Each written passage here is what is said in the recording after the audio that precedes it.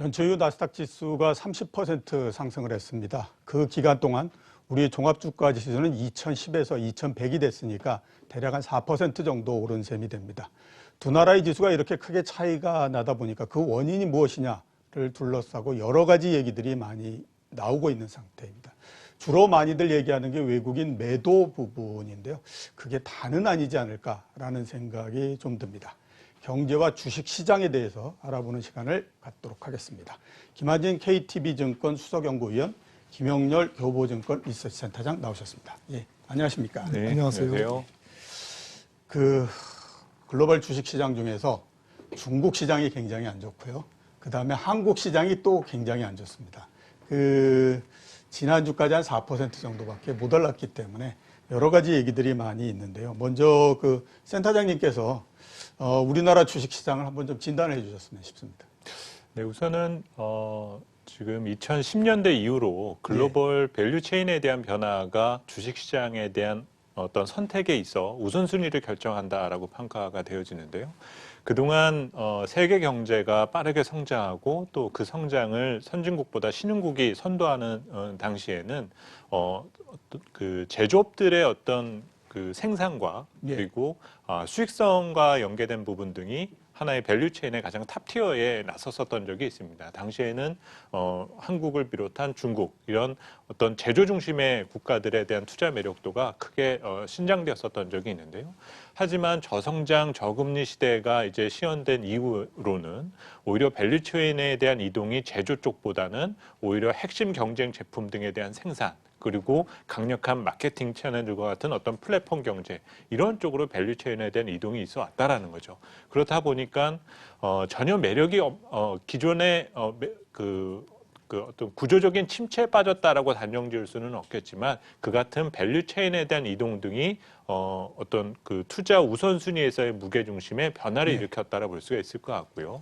또 그만큼 그 글로벌 채권 대비 우리 국내 증시에 대한 투자 매력을 보더라도 당연히 이제 그 어떤 성장 그 시장 경제 세계 경제에 대한 어떤 성장 정도보다 앞서 나갔을 때 당연히 투자 우선순위에서 앞설 수 있는 과거의 우리 고유의 매력에서 이제는 채권도 주식만큼 어떤 기대 수익이 높다. 뭐 이런 그 시장에서에 대한 평가가 전해졌었던 점 등이 상대적으로 지난 10년 사이 우리 국내 주식시장이 답보 상태에 빠지게 된 가장 주요한 이유가 되지 않았느냐라고 보여집니다. 밸류체인 말씀을 하셨는데 미국하고 우리나라만 비교해보면 딱 그 얘기가 맞기는 맞습니다. 왜냐하면 미국 같은 경우에는 이제 뭐 애플도 있고 그다음에 아마존도 있고 그래서 굉장히 달라졌는데 문제는 우리나라하고 독일 시장을 비교해보면 독일도 밸류체인은 그렇게 높아지지 않은 것 같은데 왜 이럴까 이런 생각이 많이 들어가지고요. 박사님은 어떻게 보십니까? 예, 뭐 지난 10년간 놓고 보면 선진국 기업 실적이 너무 좋았습니다. 뭐 아직까지는 그 실적이 유지가 되고 있고요. 좋았던 이유를 두 가지로 해석을 할 수가 있는데 그 첫째는 금융위기 이후에 지난 10년간 미국 기업 중심으로 그 혁신 성장 기업들 뭐 소위 팡이라고 그러죠. 아마존과 뭐 페이스북, 구글 같은 그런 기업들이 상당히 그 급속한 성장을 보이면서 실적이 너무 좋아졌습니다. 이 부분이 이제 첫 번째 이유고 두 번째는 그 혁신 성장이나 이 고성장 기업은 아니지만 미국과 또 유로존에 있는 독일 말씀하셨습니다마는 유로존에 있는 기업들 중에서 글로벌 그 소매 판매라든지 또 안정된 어떤 사업 구조를 갖고 있는 뭐 럭셔리 재화라든지 뭐 이런 제품들 그 기업들이 실적이 굉장히 좋아졌습니다. 그 좋아진 이유를 가만히 살펴보니까 상당히 그 규모의 경제, 시장 범위를 넓히면서 마켓시어를 넓혔다. 그리고 원가는 많이 줄였다. 그리고 계속 남는 이익 가지고 자사주를 매입했다. 이런 세 가지 요인에서 글로벌 그 선진국 기업들의 이익들이 광범위하게 좋아졌습니다. 그래서 서프라임 이후에 저점으로만 보면 지금 나스닥이 7배 올랐고 S&P만 해도 뭐 4배 가까이 올랐는데 이런 현상들이 이제까지는 계속 그런 기업들을 적게 갖고 있고 또 그 공급 과잉, 전통 산업에서 공급 과잉에 설비 과잉에 시달리는 중국과 아시아나 혹은 신흥국 기업들의 이익과는 상당히 그 분절된 실적 차별화를 보였다. 이렇게 해석을 할 수가 있을 것 같습니다. 두 분 다가 혁신 성장을 가장 큰 이유로 꼽아주신 것 같습니다. 중국 관련해서 한번 좀 여쭤볼 게 역시 이제 미중 무역 분쟁입니다. 15일 날 지금 관세 부과 관련한 현안이 걸려 있는 상태인데요. 총 1,560억 달러고 그 다음에 특별한 일이 없다라고 하면 15%의 추가 관세가 붙는 게 되는데 일단 아무튼 현재까지의 진행 상황을 볼 때에 15일까지 1차 합의가 나서 사인이 이루어지거나 이러기는 좀 어려울 것 같다라는 생각이 많이 들거든요. 15일 날까지 어떤 시나리오를 지금 보고 계십니까? 그러니까 박사님. 정말 뭐 종잡을 수가 없습니다. 예. 근데 뭐 지금 시장에서 뭐 조심스럽게 바라보는 거는 그래도 12월 15일 날 추가 부과되는 말씀하셨던 1,560억 달러에 대한 15%만큼은 예. 조금 내년으로 이연하고 일단 관세 추가 부과를 미루는 상태에서 해를 넘기지 않겠나. 예. 이렇게 예상을 하고 있고요. 기존에 부과되고 있는 얼추 한 4천억 달러에 대한 미국의 중국으로부터 수입하는 재화에 대한 한 20% 정도의 평균 관세에 대해서는 좀 부분적으로는 또 이제 그 관세율을 낮추는 뭐 그 정도까지 돼야 이제 스몰딜에서 미들딜이라고 조금 진전된 합의로 볼 수 있는데 거기까지 나가기에는 조금 뭐 물리적이고 시간상 좀 제한이 있지 않을까라는 쪽으로 접근을 하고 있습니다. 예. 좀 전에 박사님이 말씀하신 대로 그러니까 이 15일까지 어떤 협상이 딱 맺어져 가지고 사인이 이루어져서 그에 따라서 이제 이 관세 부과가 연기가 되든지 아니면 뭐 사라지든지 이렇게 된다라고 하면 굉장히 이제 세상을 판단하기가 쉬울 텐데 그렇지 않고 그렇게 쭉 이것도 저것도 아닌 상태에서 가는 경우 이럴 때 이제 주식시장은 또 어떻게 될 건가 하는 것들이 관심일 수밖에 없거든요. 센터장님은 그런 상태에서는 주식시장이 도대체 어떻게 될 거라고 생각합니다. 사실 지난 11월 이후에 현재 글로벌 주식시장, 특히 미국 주요 지수는 이 무역 협상에 대한 합의 가능성을 어느 정도 지금 반영시켜둔 상황이라 봐야 되거든요. 그렇죠. 그렇게 봐야 결국은 되겠죠. 뭐 협상이 미뤄진다거나 아니면 결렬된다라는 시나리오는 아주 극히 좀 부정적인 영향을 줄 수 있는 소지가 크다라고 보여집니다. 마찬가지로 그동안 채권 시장에서의 흐름을 보게 되면 지난 7월 이후에 시장 금리가 조금씩 리바운드를 하면서 좀 반등을 한 상황이고 또 12월 FOMC 이후로는 정책 금리 역시 내년 상반기에 동결 기조가 이어질 것이다라는 전망이 나왔었는데 이 예상을 전부 다 뒤엎으면서 다시 또 채권 시장에 대한 강세 쪽으로 다시 말해서 안전자산을 살 수밖에 없게는 만드는 그런 시나리오가 연출될 수 있는 여지는 있다고 보여집니다. 하지만 저는 개인적으로는 이번 무역 협상의 미니딜 가능성은 어느 때보다 조금 크다라고 봐야 될 것 같고요. 특히 또 하나 고민해봐야 될 이벤트 중에 하나는 이달 중순에 중국의 경제공작회의가 열린다는 점이거든요. 특히 이 경제공작회의는 이 차기 년도에 대한 경제정책의 그림을 그려줘야 될 텐데 이 그림이 무역 협상에 대한 합의가 있지도 않고 나오기에는 현실적으로 조금 어려울 겁니다. 그렇죠. 결국 합의라는 전제 하에서 내년에 대한 경제정책이 준비될 가능성이 크다는 점 등을 고려하고 지난달 이제 이달 중순에 경제공작회의가 있을 것이다라는 것을 중국 당에서 이미 선언을 한 측면에 있다라는 것은 15일 이전에 어느 정도의 합의 가능성은 이제 사인만을 남겨놓고 있다. 이것을 조금 메시지를 날렸다는 생각이 들거든요. 그래서 너무 부정적인 시나리오 쪽에 대한 관심을 갖기보다 오히려 더 걱정이 되는 것은 합의가 있다라는 결정이 나왔는데 시장이 반응을 하지 않으면 그때는 또 투자자들이 어떻게 되냐. 그렇죠. 조금 더 혼란스러울 수 있는 여지 등이 있거든요. 그래서 이런 시나리오에 대한 부분까지도 좀 투자자분들이 고민해 두시는 부분이 필요하지 않을까라 봅니다. 예. 박사님은 미중 무역 분쟁이 그동안 여러 차례에 걸쳐서 정말 많은 반전이 있었고 굉장히 많은 전망들이 그러다 보니까 나올 수밖에 없었습니다. 지금 이제 15일을 이렇게 앞둔 상태에서 요 15일까지뿐만 아니라 전체적으로 미중 무역 그 협상이 어떤 형태로 과연 이제 타결이 나고 뭐 이렇게 원활히 될 수 있을지 그 부분에 대해서는 어떻게 전망하고 계십니까? 저는 뭐 좀 솔직히 뭐 누구나 이렇게 뭐 예단하기는 어렵겠습니다만은 예.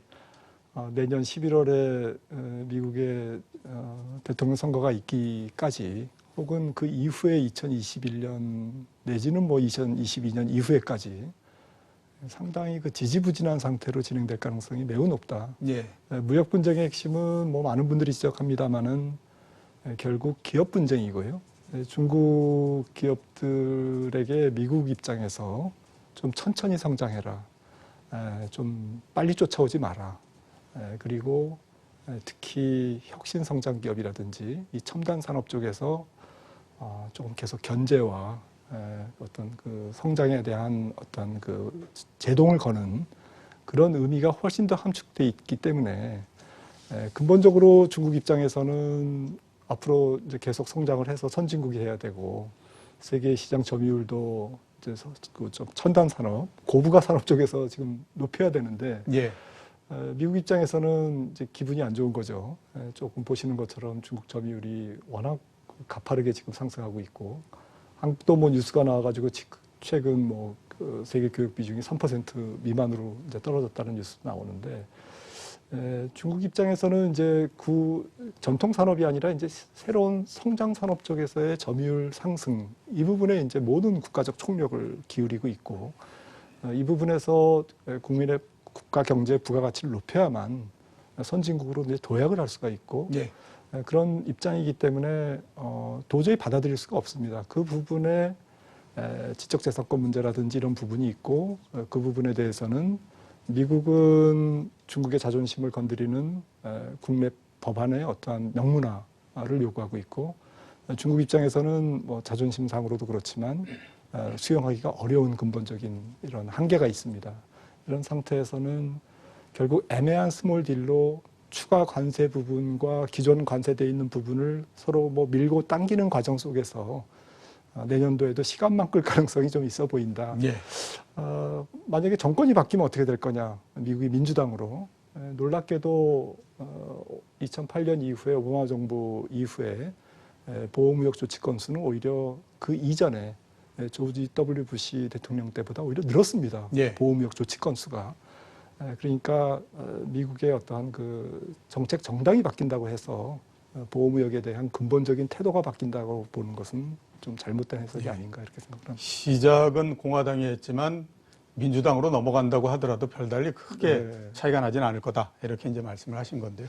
그 미중 무역 분쟁에 대해서 두 분이 말씀하신 거를 잠깐 좀 정리를 해보게 되면 그 현재까지 시장은 1차 그 합의의 타결을 가정을 해서 주가가 움직인 형태이고 그 다음에 중국의 경제공작회의가 조만간 열리는 것들을 감안하게 되면 아마 그 부분들이 어느 정도는 좀 가시화되지 않겠느냐라는 생각이 드는데 문제는 뭐냐면 1차 합의가 나고 난 다음에 주식시장이 어떻게 움직일 것인가 하는 이 부분입니다. 그러니까 타결이 났기 때문에 좋다고 해서 올라가게 되면 그거는 이제 괜찮은데 재료가 현실화됐다라고 생각하게 되면 그건 또 참 그 곤혹스러운 일이니까 좀 지켜보셔야 될 것 같고 장기적으로 봤을 때는 내년도 미국의 선거가 있을 때까지 지지부진한 형태로서 진행이 되지 않겠느냐라고 하는 것이 두 분이 말씀해 주신 부분입니다. 자, 그 다른 쪽으로 한번 넘어가서 여쭤봐야 될 부분이 그 센터장님께 우선 이제 외국인 매도가 계속됐습니다. 지난 금요일하고 오늘은 이제 좀 덜 하지만 그동안에 아무튼 계속해서 외국인 매도가 굉장히 컸기 때문에 많은 사람들이 우리 시장이 안 좋은 가장 큰 이유를 외국인 매도로서 계속 드는 형태였었습니다. 지금은 이제 좀 줄기는 했고, 그동안의 외국인 매도 성격하고 앞으로 어떻게 될 거라고 지금 전망을 하고 계십니다. 네. 다소 좀 그 모든 언론기관에서 외국인 매도에 대해서 부정적인 면만을 자꾸 보시는 부분이 있지 않나라는 생각이 드는데요. 네. 지난 한 2, 3주 사이에 정말 많은 이 외국인 매도와 관련된 것을 우리가 어떻게 해석을 해야 되느냐라는 질문을 많이 받아왔습니다. 하지만 우리 국내 증시가 다른 주요국 증시와 비교해서 부진한 부분을 외국인으로 핑계를 삼게 되는 것은 조금 잘못된 생각이다라고 저희는 판단을 하는데요. 하반기에 들어서 분명히 외국인이 매도로 스탠스를 바꿨다라는 것은 맞지만 그 이전에 올해 상반기에 유일한 매수 주체가 외국인이었었던 점 등도 잊어서는 안 된다라는 거죠. 네. 올해 상반기에 외국인은 여름까지 한 7조 5천억 정도의 순매수 우위를 보여주었었는데 이때는 별말 안 하다가 외국인이 팔기 시작하고 시작하니까. 시장이 재미없어지니까 외국인 때문이다라고 얘기한다라는 것은 조금 잘못됐다라는 거죠. 예. 그리고 준비된 자료에서 하나를 더 설명을 드리면 최근에 하반기에 들어서 외국인 투자자들의 매도 등으로 인해 드디어 이제 연간 누적 순매수 추이가 마이너스 8천억 원으로 이제는 순매도 전환을 했습니다. 예. 그러니까 최근에 들어서 뭐 5조 원 팔았다, 6조 원 팔았다 말들은 많았었지만 상반기에 샀던 거를 포함해서 생각해서 보면 지난해 연말과 비교해서 외국인 투자자들의 스탠스는 별로 바뀐 거가 없다라는 거죠. 예. 근데 지수의 위치도 보시면 올해 출발 지수가 2040이었고 지금 2080이니까 사실 지수도 제자리고 외국인 수급도 제자리라는 표현이 오히려 맞다라는 점입니다. 여기에다 하나 덧붙여서 말씀을 드리면 저 화면에서 지금 빨간색 부분으로 보여드리는 것이 외국인 보유 지분율인데요. 예. 현재 외국인의 보유 지분율은 36.7%로 예. 지난 10년 사이에 지분율 기준으로는 최고입니다. 최고네요. 결국은 외국인이 빠져나가서 지금 우리 주식시장이 답답한 거가 아니라 외국인은 빠져나간 적이 없고 오히려 국내 유동성이 더 보강되지 않았다는 이유를 들 수가 있다는 거죠. 예. 아니 국내 주식 투자자도 안 사는데 외국인이 안 산다고 장이 못 간다. 이건 좀 잘못된 해석이다라는 점을 말씀드리고 싶습니다. 지금 국내 투자자들이 해외 주식 굉장히 많이 하고 있지 않습니까? 그렇죠. 그러면 결국 우리 투자자들은 우리 주식을 사는 게 아니라 외국 주식을 사는데 외국 사람들이 우리 주식을 사기만을 바라는 거는 조금 좀 맞지 않지 그렇죠. 않나 이런 생각이 들고요. 그 다음에 또 하나 그 수급과 관련해서 많이 얘기되고 있는 게 얼마 전까지는 연기금이 굉장히 많은 매수를 그렇죠. 했었는데 연기금 매수가 거의 11월 20일 정도를 지나면서부터 약해지기 시작해서 지금은 거의 이제 사라져버린 그런 그 상태입니다. 연기금의 실타는 결국 이제 완전히 다 떨어진 건가 하는 것들이 궁금할 수밖에 없거든요. 네. 그 부분에 대해서는 어떻게 생각하세요? 뭐 방금 보여드렸던 것처럼 올해 누계 기준으로 외국인 투자자들이 한 마이너스 8천억 정도의 매도 우위 상황이지만 예. 올해 연기금의 연간 누적 순매수 추이 등을 살펴보게 되면 거진 10조 원에 달하는 순매수를 올 한 해 동안에 이미 한 상황입니다. 예. 또 그 이의 대부분은 올해 하반기에 집중되었었던 점 등을 들 수가 있는데요. 뭐 연말 산타랠리를 기대하시는 투자자라면 지금의 외국인의 행보, 연기금의 행보가 조금 아쉬움이 크다라고 볼 수도 있겠지만 올 한 해 동안에 우리 상장 기업들의 이익이 감소하고 전반적인 어떤 경제의 활동 자체가 위축되었었던 환경과 고려해서 본다라면 연기금 투자자들의 우리 국내 증시의 대응은 할 수 있을 만큼 다 했다라는 판단이 들고요. 예. 오히려 침체되어 있는 공모 시장에 대한 환경 그리고 우리 주식시장에 대한 다소 좀 그 안타까운 패배 의식 이런 것들이 오히려 현재 국내 증시의 발목을 잡고 있는 주요한 이유가 되고 있다는 판단이 되어지는데 올 한 해는 모멘텀 측면에 있어서 내세울 것이 없었으니까 그렇다 치더라도 예. 과연 내년에 개선되는 사안 등에 과연 시장 참여자들이 반응을 하느냐를 우리가 살펴보는 부분 등이 좀 더 필요하지 않을까라는 판단이 듭니다. 예. 그 주가가 움직일 때에 제일 핑계 대기 좋은 게 뭐냐 하면 첫 번째는 재료고 두 번째는 수급입니다. 우리가 최근까지 아무튼 주식시장을 보면서 많이 했던 얘기를 한번 생각해 보시면요.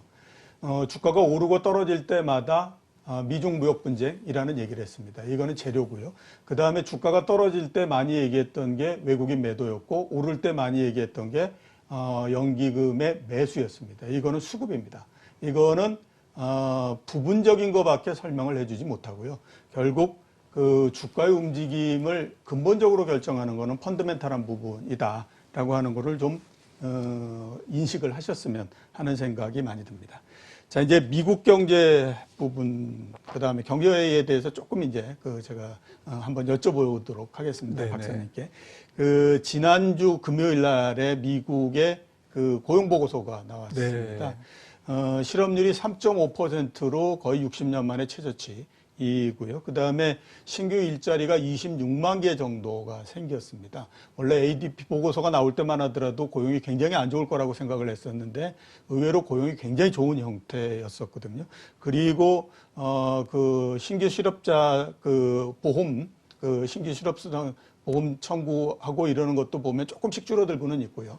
그래서 이제 그 고용 사정이 지금도 좋지만 여전히 계속 좋은 게 아닌가 하는 것에 대한 기대를 상당히 불러일으키는 형태였거든요. 지금 미국의 고용 보고서 보면서 어떤 생각이 좀 드셨습니까?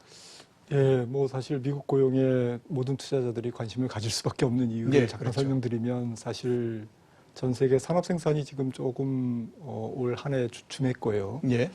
대부분의 국가들이 이제 조금 산업 생산이 완전히 꺾인 상태로 이제 새해를 맞이해야 되는 입장이고 전 세계 전체 수요 중에서 그래도 유일하게 지금 최후의 보루 역할을 하고 있는 게 미국의 소비인데 이 소비를 결정하는 부분이 결국 또 고용이다 보니 이 고용 지표에 더욱더 이렇게 좀 뉴스의 어떤 집중도가 큰 것 같습니다. 근데 지금 26만 6천 건 나와서 뭐 서프라이즈 했죠. 예. 뭐 한 10만 건 내외에서 뭐 15만 건 예상을 했습니다만은 근데 한 가지 말씀드릴 부분은 좀 그 월 평균을 이렇게 조금 이렇게 이동 평균으로 볼 필요가 있다라는 거고요. 예. 고용 지표는 조금 월별로 보면 매우 들쭉날쭉합니다.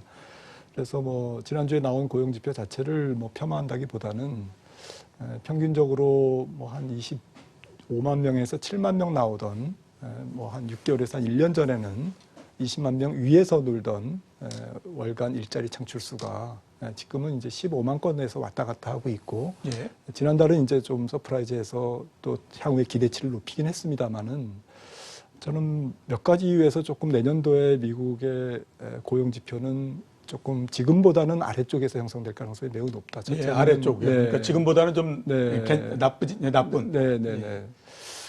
조금 예상보다 좀 심하게 나쁠 가능성도 좀 있고요. 예. 그 이유는 지금 지적하셨듯이 1969년 이후에 최저 실업률이거든요. 예.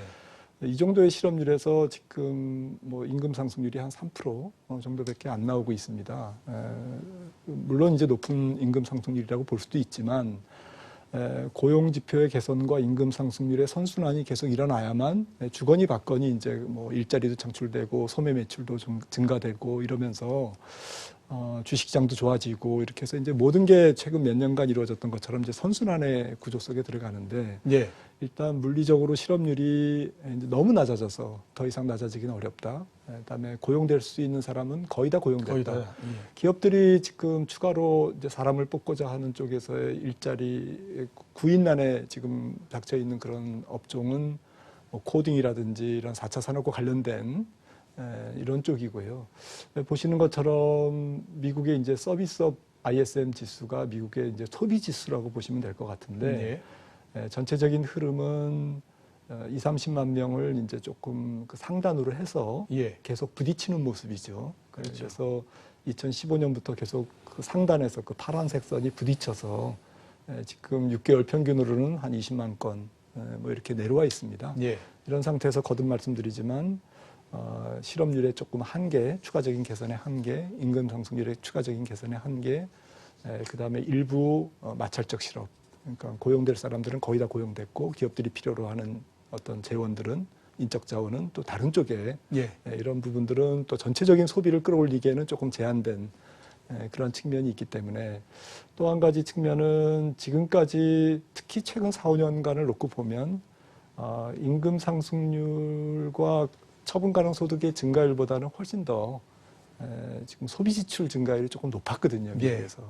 그래서 왜 높은가를 조금 살펴보면 역시 그 주가의 상승, 또 집값의 상승 이런 자산 효과가 조금 많이 가세됐다라는 측면이죠. 자산 시장이 좋다 보니까 소비자들이 조금 지갑을 더 적극적으로 여는 이거는 뭐 내년에 그럴 수도 있습니다만은 또 어떤 요인에 의해서든 주가가 좀 주춤거리면 또 언제 그러냐는 뜻이 소비가 또 그 훅 이렇게 좀 그 주춤해져 버리는 예. 이런 현상이 얼마든지 나올 수가 있는 그 소비의 소위 변동성의 요인이 잠재돼 있다 이렇게 좀 말씀드릴 수가 있겠습니다. 예. 그 경제 지표로 볼 때에 고용 지표라고 하는 것이 가장 후행적인 그 지표다. 라고 하는 거를 좀 우리가 기억을 해야 되지 않을까라는 네. 생각이 들고요. 국내 관련해서는 제일 많이 나왔던 얘기가 디플레입니다. 그러면 꼭 따라 나오는 얘기가 뭐냐면 잃어버린 20년이라는 얘기. 이렇게 가거든요. 지금 국내 경제 상황이 과연 디플레 상황인가 하는 것에 대해서 뭐 여러 가지 얘기들이 있을 텐데 박사님께서는 어떻게 그 부분을 보십니까? 네, 사실 뭐 웃을 일이 아닙니다만은 저는 조금 심각하게 예. 이 문제를 모든 지금 학계에서나 정부도 좀 굉장히 좀 심각한 시선으로 바라보고 있습니다만은 우리나라 잠재 성장률이 아무튼 좀 중국도 마찬가지입니다만 우리나라도 투자가 감소하면서 잠재 성장률이 계속 떨어지고 있지 않습니까? 예. 네, 그래서 지난 10년간 우리나라 한국은행에서 추계하는 잠재 성장률은 대략 한 2.5% 정도인데 향후 10년간 잠재 성장률은 1.7% 지금 아래로 거의 1%포인트 정도 낮게 지금 전망이 되고 있습니다. 일단 인구 고령화로 고용의 투입도 줄고 또 말씀드렸던 이제 설비 투자가 이제 적정한 설비 투자가 지금 계속 못 일어나고 있고 기업들이 설비 투자를 한다고 해도 국내보다는 이제 해외 쪽에 투자를 하고 있다 보니까 보시는 것처럼 향후 10년 제일 마지막 막대 그래프가 이제 2021년에서 30년까지의 잠재 성장률입니다만은 예. 이것도 조금 낙관적인 추정일 수가 있습니다. 그래서 예를 들어서 한 1.5%의 잠재 성장률이다라고 한다면 향후 10년간 지금 1.7%라고는 돼 있습니다만은 이것보다 더 낮아진다면 우리나라 실질 경제 성장률은 이제 좀 호황일 때가 한 2%, 예. 조금 불황이면 1%나 1%. 혹은 0. 몇 %까지 이제 떨어질 수가 있는 한 단계 더 성장률이 클릭 다운돼서 이제 이 부분이 사실은 좀 디플레이션이다 용어의 어떤 논쟁보다는 어떤 팩트다, 현실이다라고 이제 예. 좀 받아들여야 될 것 같고요. 예. 이 부분을 이제 눈높이도 조금 낮춰야 되지만 이제 성장의 이제 질, 성장의 퀄리티, 또 성장의 좀 변동성 이런 부분들을 줄여나가는 성장의 질은 높이고 변동성은 줄여나가는 이제 이런 조금 질적인 성장으로 우리나라 경제 전체가 조금 어떤 정책이 전환돼야 되고 예. 또 그렇게 초점이 돼야 되고 기업들이 부가가치를 중심으로 해서 승부를 해야만 되는 이유가 이제 여기 있는 거죠. 그래서 많은 과제를 어쨌든 안고 있는 부분 같습니다. 이 예. 디플레이션에 대한 논쟁 자체는요. 근데 당장 내년만 놓고 보면 제 생각에는 글로벌 경제 전체가 총수요가 조금 미국 소비 하나에만 의존해서 내년을 맞이하게 되는데 만약에 미국 소비조차도 좀 둔화된다면 그리고 전 세계가 또 부채 조정에 조금 더 험난한 파고를 넘는다고 한다면 한국 경제 내년도 성장률 전망은 지금 보는 게 조금 더 오히려 낙관적인 예. 어떤 오류를 또 발생시킬 수가 있다라는 관점에서 좀 우려하는 시선입니다. 예. 지금까지 나온 내년도 성장 전망을 이렇게 한번 모아보면 대체적으로 2.1%에서부터 2.4% 요 사이에서 몰려 있습니다. 근데 박사님께서 말씀하셨던 대로 좀 된다라고 하면 성장률이 그거보다는 조금 낮아지지 않을까. 그리고 그렇게 보는 게 합리적이지 않을까라는 생각은 좀 듭니다. 센터장님께 실적을 한번 여쭤봐야 될 것 같은데요. 얼마 전까지 그런 얘기들 굉장히 많이 했습니다. 3분기가 실질적으로 기업 실적의 바닥이다. 그렇기 때문에 4분기는 특수한 요인들이 있기 때문에 3분기에 비해서 숫자는 줄어들 가능성이 있지만 이제 트렌드상으로는 올라간다. 이런 이제 전망들을 굉장히 많이 했거든요.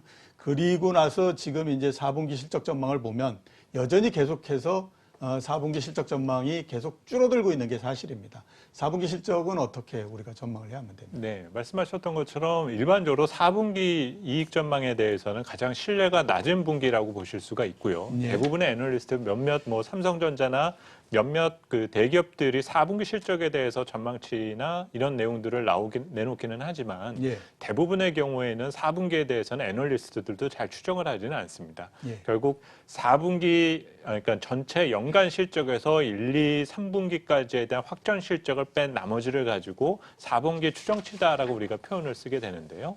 통상적으로 4분기 실적에 대한 신뢰도가 낮다라는 것은 연도별로도 저희가 확인할 수가 있는데 연도별 4분기 영업이익 컨센서스가 연초 이후에 어떻게 변했는지에 대한 그림을 살펴보게 되면 평균적으로 연초 대비 4분기 실적은 한 20% 정도씩은 하향 조정이 되어 왔고 예, 나오네요. 가장 우측에 보시는 것처럼 올해의 상황도 그렇게 크게 다르지는 않은 상황입니다. 예. 문제는 여기보다 더 낮아지지 않을까라는 거를 우리가 조금 더 고민해 둘 필요가 잠깐 있는데 그래프를 보면서 한번 말씀드리게 되면 이렇게 그 연도마다 떨어지는 게 급하면 그만큼 전망에 비해서 그렇죠. 그 이후에 이 조정치가 굉장히 큰 거고 중간에 두 개 보는 것처럼 옆으로 거의 있으면 조정이 그렇게 크지 않고 그렇습니다. 지난 올해는 굉장히 조정이 크네요. 그렇습니다. 지난 2016년도와 17년도 때를 제외하고는 대부분 실적이 미스나는 경우들이 많았다라는 쪽으로 해석할 수가 있겠는데요. 다음 그림에서 살펴보시면 분기별 우리 상장 기업들의 영업이익들 중 4분기만 음영 부분으로 짙게 표시를 해드렸었는데 항상 제일 낮습니다.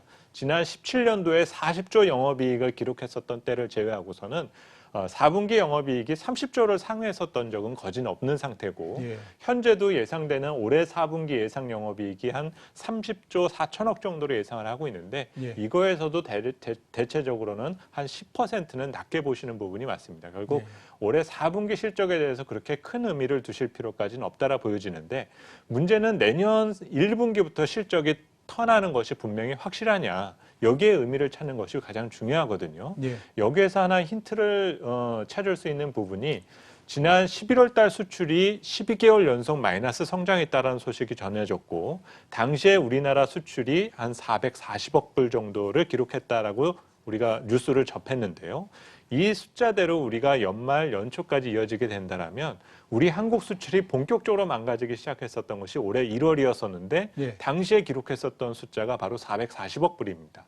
결국은 1월, 2월 사이에 수출 모멘텀은 우선 기저 측면에 있어서 회복에 대한 가능성이 조금 크다라고 볼 수가 있고 예. 이는 연동되어서 우리 1분기 실적으로 바로 이어질 수 있는 여지 등이 있다라는 점이죠. 그래서 4분기 실적에 대해서 큰 의미를 부여할 필요가 없다. 그리고 내년 상반기 우리 기업 이익 모멘텀이 개선될 수 있는 여지가 있다라는 정도로만 참고해 두셨으면 합니다. 예. 말씀하셨던 것처럼 4분기 영업이익은 30조 4천억 원으로 예상되고 있는데 조금 더 하향될 여지가 있고 대신에 수출이 내년도서부터 증가하는 것을 감안하게 되면 아직까지도 역시 우리가 이익은 내년서부터 조금씩 늘어날 수 있는 가능성이 있다. 이렇게 봐야 된다라고 정리를 해주셨고요. 요거는 꼭 제가 한번 여쭤봐야만 될 것 같습니다.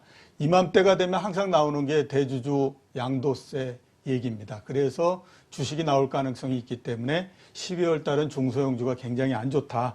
이런 얘기들을 굉장히 많이 하고요. 특히 또 올해는 코스닥이 굉장히 안 좋았습니다. 이 종합주가 지수도 다른 나라에 비해서 아주 부진했는데 코스닥은 거기에서부터 더 부진했기 때문에 참 문제다라는 생각이 들거든요. 코스닥 시장에 대해서는 어떻게 전망을 하고 계십니까? 저는 개인적으로 코스닥 투자자들을 겁내게 만드는 이런 다소 좀 실체 없는 악재에 대해서 좀 분석을 하지 않았으면 싶다라는 표현을 드리고 싶고요. 예. 대부분의 코스닥 대주주들은 이런 양도세 부과 관련된 이슈 등에 대해서 이미 어느 정도 대비는 끝났다라고 보시는 부분이 맞습니다. 예. 단지 시장이 못 가기 때문에 그 못 가는 시장 상황에 어울리는 악재를 갖다 껴맞추는 식에 대한 해석과 분석 등은 다소 좀 지양되지 않을까라고 보여집니다. 예, 여러 가지 아무튼 뭐 대주주 양도세 이 요인이 얘기가 될 수 있는 거는 있겠지만 이게 벌써 몇 년째 계속되고 있는 일이기 때문에요. 시장은 이거에 대해서 어느 정도 대비를 했다라고 보는 게 맞다라는 생각이 듭니다. 대신에 이 얘기가 계속 나오는 건 여러 차례 제가 말씀드렸던 것처럼 어제 주가 하락이 경제 때문이고 오늘도 경제 때문에 떨어진다 이렇게 얘기할 수는 없는 거기 때문에 그때그때 필요한 재료를 아마 뽑아다 쓰다 보니까 이런 일이 벌어지지 않는가라는 생각이 좀 들고요. 자, 마지막으로 박사님께는 주식시장 보시면서 한 줄 평 한번 좀 해주시죠. 네.